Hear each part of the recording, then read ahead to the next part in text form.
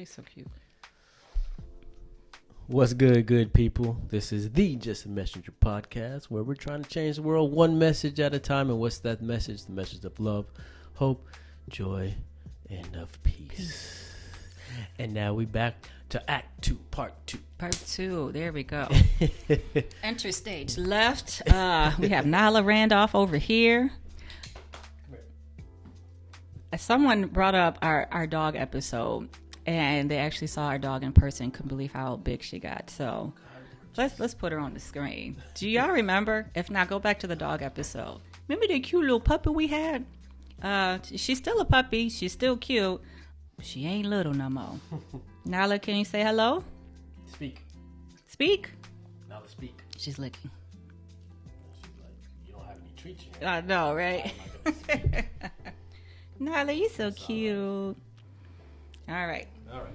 Okay, so yeah, we're on part 2 of still talking about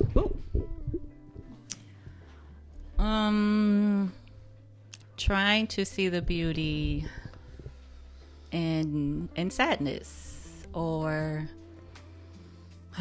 looking for good in things that are heartbreaking. Yeah. Right. So part 1, I talked about basically my view of the whole event, I guess, of my dad passing away. About a little over a year after that happens, talking to my mom about it, and you know, a spouse going through losing a spouse is different than a child losing a parent. How I interpreted everything and internalized everything and responded to everything is based off of a daughter. And my mom, you know, hers is different. And my mom and my dad were like this for life. So it's really hard for me to talk about my dad without my mom and my mom without my dad. It was like my parents, my mom and dad. Even now, I still talk about my parents, my mom and dad. And then if people bring up any details, I'm like, well, my dad did pass away a little over a year ago, but still, I still talk about them as them. And it's just going to be like that for life because that's how I was raised. And I thank God for that. So for her, you know, losing her husband, her best friend, her person is very hard. But my mom is also a very, very strong woman of faith. And she is very, very in tune with God and His Word, and I feel like she got a certain connection to God. It's a very special connection to God. So even though she's very, very sad that she no longer has my dad, I'm even amazed at how well she has responded and continued living. And we have to keep living after someone passes. We can't stop living. And how you continue to live is all on you. So, you know, she has her moments where she's crying, you know, she's sad. And then there's moments where she's calling me and she's crying, but they're like happy tears. So my mom is a very emotional person. She's very sensitive, and she's the sweetest person in the world. If you haven't met my mom, then you just haven't met the sweetest person in the world. And that's just how it is. So past a little over a year after my dad passes away, and if you didn't see part 1, then this part 2 won't really make too much sense because there's really this is a mirror story. So I'm talking to my mom, you know, about my dad passing, and my mom is a little sad, and I'm trying to encourage her, like, you know, he wasn't in any pain, he was with us, and you know, just things, just trying to encourage her. And then I was asking her a question based off of what she told me the day of his burial. She kept, we have a picture of my mom in front of the casket at the cemetery, and she's looking up and she's smiling. Yes. And I'm like, got the ugliest face, like all my pictures, I'm bawling. But she's looking up and she's smiling. Mm-hmm. And she said something to me like about the clouds. And she said something to kind of make me think she somehow saw my dad go up into the clouds. So I took that as somehow God gave her a vision of my dad happily going up into the sky, into the clouds. And that was something that, gave my mom happiness during the time of the burial. So I was asking her about this because I wanted some more detail. Now, my mom and my dad have both been through things that cannot be explained by science or logic. So I have lots of stories of God.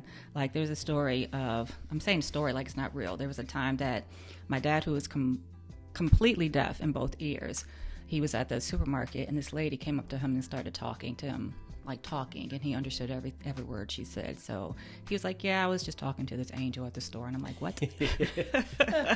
Okay. So because my parents have gone through things like that, I wanted some more information on this cloud and seeing my dad, ascend up to heaven. And so we're talking about this, and I was like, so Mom, did you see Daddy or like a bird or something go up to the cloud when we buried him? And she was like, no. And like her response was like, that's stupid. And I was like, what? You told me this and you were looking up into the sky. She was like, yeah, I was looking up to the sky, and I was happy because, your dad finally made it. This is our final destination. That's where we want to end up. Final destination sounds scary.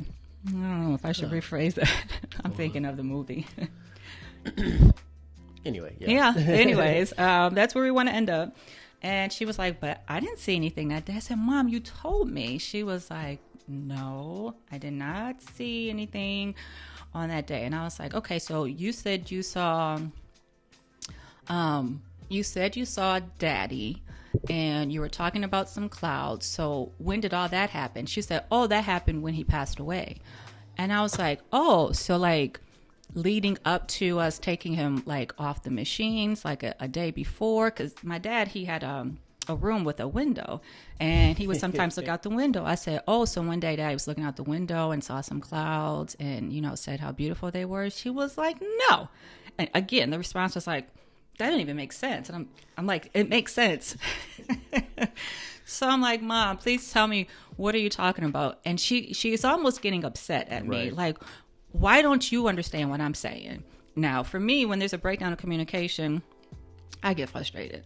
And the same thing happens to my mom. So she was like, you were there. And I was like, I was there. I was like, well, I didn't see any of this. She was like, what are you talking about? Like, you were there. I said, the day before he passed away or a couple hours. She was like, when he passed away, when he died. And I was like the moment he died? She was like, yes, you were there. I said, Mommy, what happened the moment he died? She was like, Daddy looked up to the ceiling and said, wow, the clouds are so beautiful. And he smiled, and then he passed away. And I said, huh? I said, I did not see that, Mommy. And she was like, you were there. Like, my mom's getting upset at me. You were right there. We all were there. And you saw Daddy look up, and he mouthed the words, the clouds are so beautiful. And then he passed away. And I was like, I'm so sorry, Mommy. I did not see that. Now go back to part 1 in my story where my dad was not talking. His eyes were not open. His hands were not signing. So her story and my story do not line up, right? So I didn't want my mom mad at me, especially over this. So I'm like, I'm so sorry, Mom. Maybe I was just so sad that I missed it. Maybe I didn't see him, mouth his lips or his words. And so she gets upset and she goes into she goes to the bathroom.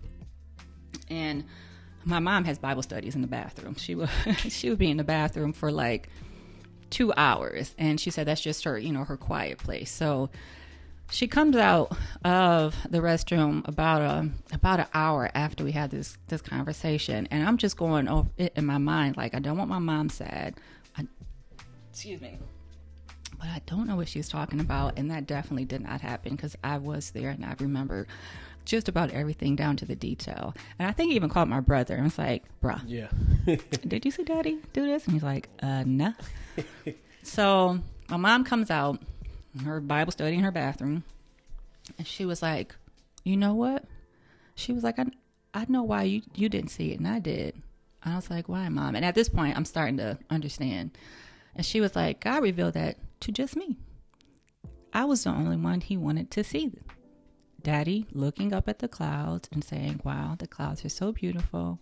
And then going up to heaven. She was like, I saw it. And she said, I think God only wanted me to see it. And I was like, yeah, that possibly, I do believe my mom. Right. My mom would not make stuff up. So I'm like, well, Mom, that's a beautiful thing that God allowed you to see all of that, because that had to be all in the spirit, where my dad is looking towards something, mouthing that it's beautiful, not signing, but mouthing that something is beautiful, and then happily going on into eternity in the white clouds or whatever. Glory. So in glory, right? So I'm like, Mom, it's a beautiful thing that, God gave you that that vision or that opportunity to see him transition like that, even though me and Jeffrey didn't.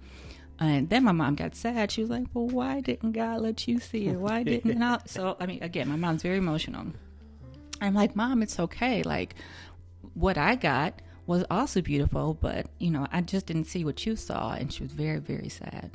And then she was like, well, does God ever speak to you? Do you ever have like visions like this? I said, yeah, God speaks to me. And she was like, well, give me an example. And I gave her an example of when, God was speaking to me when I was driving in the car and, I heard his voice and the words he told me. And then she was like, oh, God speaks to you because you hear, and he gives me visions because I can't hear.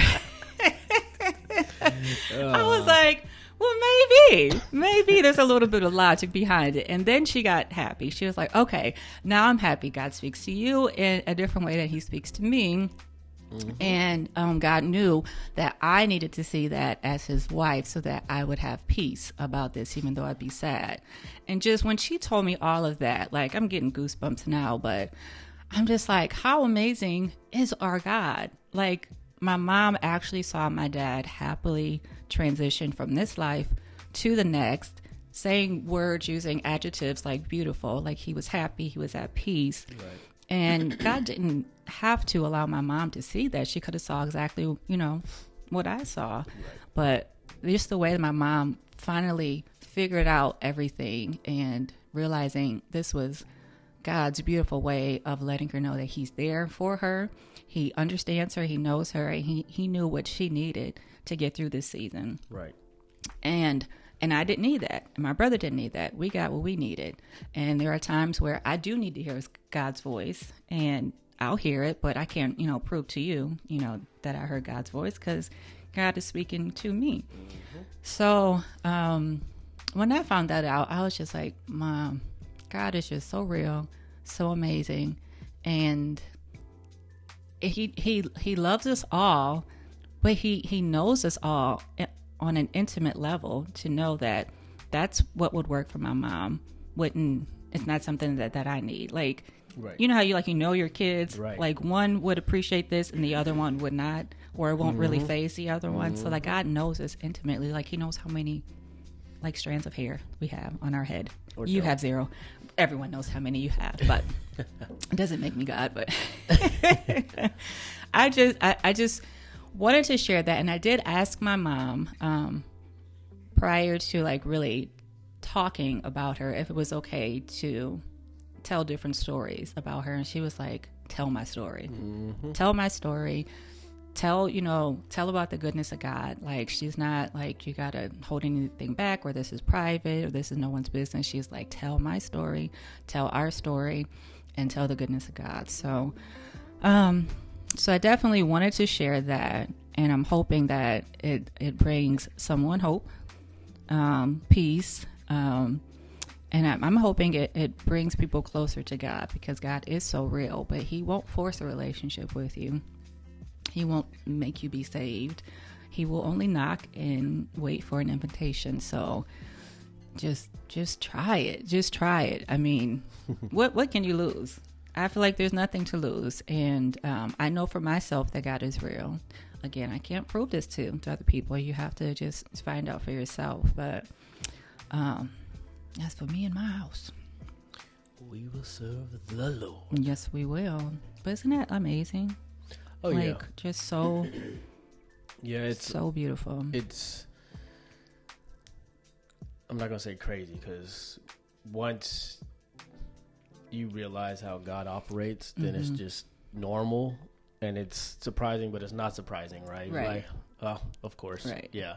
But it's still, I think that's the awe that we still can have, you know, and have that childlike faith. And that he provides that for us.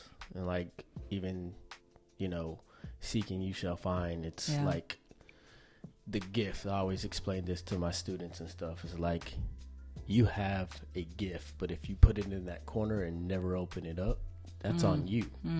He's given that to you. Right. Now, you can open it, but if you never use it, once again, that's on you. So a lot of times when we get upset with our situation or upset with people, I always say we focus on the fallen and not the risen. And we realize that we have abused the gift. Yeah. And so it's when you meet people like your mom and dad that have always stayed connected to the gift and utilized it and showed you what that gift looks like. Right. And then they have these visions and things. It's like, yeah, you know, I was talking to some angel today. Right. They had some eggs and asparagus in their cart. You know, it's like, so funny. I mean, yeah, that it could just be like, yeah, this happened to me today. Yeah. But that's the type of life you live. That's the type of connection you have. And it's not like, oh my gosh, there was an angel. And I remember asking my dad, like, well, what did y'all talk about? He was like, not much. Like, what? Why would it? Like, you didn't get some profound word or like some prophecy or nothing deep? No lottery numbers? Come on. But he was just like, yeah, she was just talking to me. I was like, Dad, that is crazy. Crazy? Is it crazy? Is it crazy? Yeah. Well, not for them. They're like, it's just another day. But yeah, I think God is amazing. I have so many stories like this of my parents, and I feel like I need to put pen to paper because my memory is not bad. It is bad. My memory is very bad, and I don't want to forget like the small details of what my mom and dad have told me about their lives and just different things that have happened to them. So there you have it. We're going to have an author in the making. She got a couple of books lined up. Co-author with another author one of these times. Maybe. I think so. I think yeah. Why not? What would it hurt? Exactly. Let's just do it. Exactly. Just do it. When you were talking about gifts and opening the gift and using the gift, a lot of times people think a gift is like singing or writing or, I don't know, doing a podcast. But a gift can simply just be something that you share. Like, it doesn't have to be like you have to use it this way, you got to put it together this way. Like me just sharing this story, I think is a gift to somebody. Right. And I think one way you know if it's a gift or not is if maybe there's some hesitation to it, or you feel some type of pressure, or you have all these reasons not to do it, which is the enemy. Because I'm telling you, that's how I am. Even with sharing this story, I'm just like, oh, I don't. It's not that I wasn't looking forward to it, but I was definitely anxious about it. Right. And I'm just like, that's the enemy. He wants me to hush. He doesn't want me to share the story. He doesn't want me to share the goodness of God and how amazing He is. The good news. The good news. That's what the definition of gospel is, the good news. So if you just have a story or a testimony, it doesn't even have to be like big and public like this, but just share it with somebody or write it down so that, someone, can read it. But I think it's very, very important to share that gift of what God has done for you. And I mean, back in the day, we used to have like testimony service, and this is what the Lord did to me today, and I didn't have any money for groceries, and I had a car full of food. Like, that's amazing. But it doesn't have to be big. It could be something small, just something that you know was God. So sharing something that has happened to you or to your parents or your family, I feel like it's a gift, and gifts are meant to be either used or shared, but not meant to be kept to yourself. That's what I think. That's what I believe. That's my story. I'm sticking to it. And that's your message. Yep. That's my message. Share this gift. Don't be afraid to talk about different things that God has done for you. A lot of times God will do things not just for you too. Like he could bless you to be a blessing to others. Most of the time that's the case. Yep. You have all these, I always ask God to bless me so much that it overflows. I want to help others. I want, my blessing to also be a blessing for my kids or, my mom or my husband or my extended family. Like, I want this to be contagious. So I don't want to keep anything to myself. Contagious Blessings. I like that. Oh, is that going to be the title? That's the title. I do. I literally want that. That's my prayer. I just want it to overflow, so that everyone around me is blessed as well. So, yep. Well, there you have it. Contagious Blessings of Overflow. Come on. That could be a song. Well, within that 2-minute rant, I had 3 different songs in my head. Did you? I've had a couple of songs in my head, but I was like, let me not break my flow. Yeah, right. Yep. So, there y'all have it, y'all. This is the Just a Messenger podcast where we're trying to change the world one message at a time. And what is that message? The message of hope, love, joy, and of peace. And until next time, Selah. Love you guys. Doses.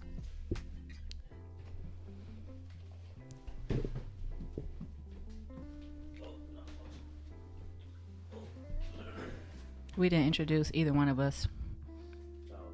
It's like, listen, y'all should know us by now.